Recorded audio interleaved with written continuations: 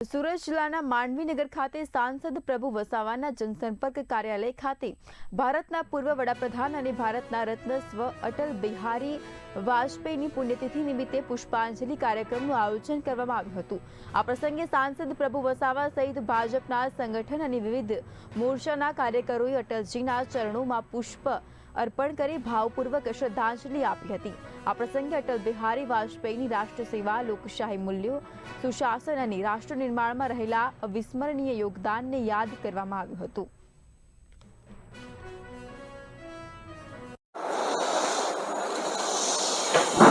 ભારત રત્ન અને પૂર્વ વડાપ્રધાન શ્રદ્ધેય અટલજીની આજે પુણ્યતિથિ પર પુષ્પાંજલિ અર્પણ કરીએ છીએ। શ્રદ્ધેય અટલજી માત્ર રાજનેતા નહીં પરંતુ લોકતાંત્રિક મૂલ્યો અને રાષ્ટ્રવાદના મહાન પુરુષ હતા અને એમણે વડાપ્રધાન તરીકેના કાર્યકાળમાં અણુ પરમાણુનું પણ પરીક્ષણ કર્યું।